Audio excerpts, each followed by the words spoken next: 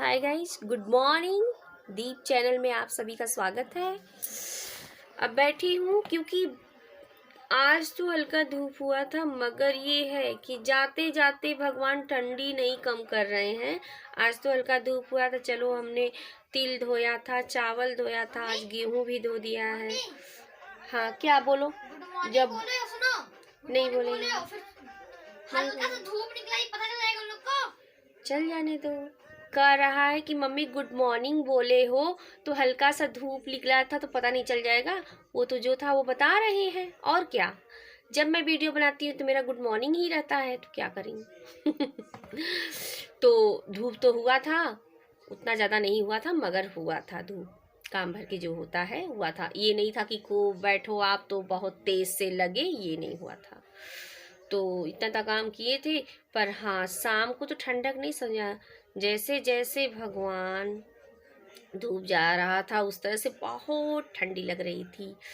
तो सुबह में तो हमने आग जलाया था क्योंकि नहा वहा के आए थे तो बहुत ठंडी लग रहा था, तो कोयला था, थोड़ा सा आग जलाए थे। इतना महंगा मिलता है यहाँ, 15 रुपये किलो। पहली बात यहाँ तो लकड़ी मिलता है, हमारे घर पे 6 रुपये किलो था, वहाँ से लेके आए थे। तो आज हमारी लकड़ी भी ख़त्म हो गई है। कल कोयला मंगाएंगे थोड़ा सा, क्योंकि हमारे हस्बैंड कहे हैं कि ठंडक बढ़ रहा है। जैसे थोड़ा सा अभी तो जब तक बसंत पंचमी नहीं बीतेगा तब तक ले ठंडक तो रहेगा ही। तो कहें कि आग जलाए रहना, क्योंकि हीटर नहीं लाए हैं घर से। रही बात लाएँ तो बिजली का बिल भी बढ़ेगा। लखनऊ में 8 रुपये 10 रुपये यूनिट सब लेते हैं, तो इसी से नहीं लाए हैं भाई। क्योंकि अगर जला ले तो लालच रहेगा कि चलो 10 रुपया 20 रुपया गिरेगा बिल, पर वो जब जला तो बहुत ज़्यादा पावर कराता है, इसी से नहीं लाए थे। तो बैठे हैं तो कहें कि लाओ बातें करें, और तो ये बैठे थे, कहें कि लाओ बातें होती करें आपसे। खाना खाने के बाद थोड़ा टहल लेना चाहिए। मैं सबको शिक्षा देती हूँ पर अपना खुद नहीं करती हूँ, यही तो आदत है मेरी। सबको कहूँगी कि गर्म पानी पीजिए, थोड़ा सा खाने के बाद गुनगुना पानी से जिससे कुल्ला कर लीजिए, जो फंसा रहता है अनाज वो सब निकल जाए खाना होना। मगर खुद नहीं कर पाती हूँ, पर शिक्षा बहुत अच्छे सबको देती हूँ। अब यही है कि मेरे चेहरे पे हल्का हल्का भूरा भूरा तिल हो रहा है, यहाँ हो रहा है, यहाँ तो इसमें थोड़ा बहुत दिख नहीं रहा है, हल्का हल्का बहुत है। अब यही सोच रहे हैं विटामिन सी का कैप्सूल लाऊं तो लगाऊं। यही है, जब बसंत पंचमी आता है तो थोड़ा अच्छा नहीं लगता है, क्योंकि मेरे पापा एक्सपायर हुए थे फरवरी में 9 तारीख को। तो 2019 में एक्सपायर हुए, तो उस दिन पड़ा था 9 तारीख। तो थोड़ा यही अच्छा नहीं लगता है बसंत पंचमी, जिस दिन पापा मरने वाले थे मेरे।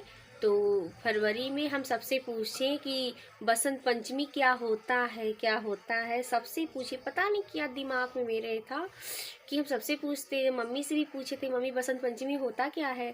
तो कहीं यही होता है कि सब पेड़ जो होते हैं हरे हरे पत्ते हो जाते हैं, यही सब बता रहे थी। फूल उल होते हैं, सब खिलते हैं, यही है, पेड़ हरे भरे होते हैं।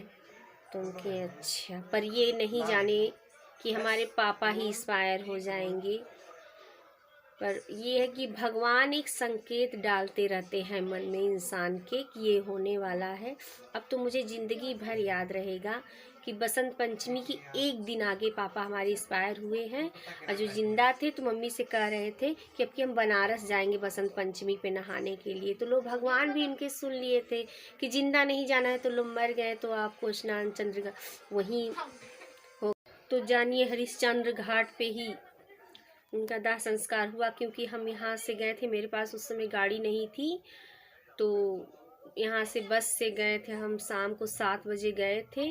शनिवार को एक्सपायर हुए थे और संडे को हम पहुँचे थे वहाँ 12-1 बजे के आसपास। तो लेके आए थे, हमारे जैसे पापा को रखे थे तो लेके आए थे संडे को। तो वहीं हरिश्चंद्र घाट पे हम देखे, वहीं सामने पापा की मेरी से लाश जल रही थी, बैठे थे हम। बहुत से लोग समझा रहे थे, मगर यही है कि अपने बाप को जलते हुए हमने देखा, बहुत तकलीफ लगा। मेरी मम्मी को जानो हार्ट की प्रॉब्लम है, शुगर भी हो गया है, उनको पथरी था, ऑपरेशन हुआ था उनका। गए थे हम, 1-1.5 महीना रहे जानो। 1 महीने में 3 बार हम यहाँ से जानो सिद्धार्थ नगर से सोनभद्र गए हैं, 3 बार। हमारे ससुराल में ससुर भी हमारे गुस्से हो गए थे कि जा रहे हैं, सास का बहुत कर रहे हैं, अपन महतारी बाप में गुस्से भी हो गए थे, मगर क्या करें। पापा तो एक्सपायर हो गए थे, मम्मी सोच सोच में जिसे टेंशन में रहती, क्योंकि उनके पास न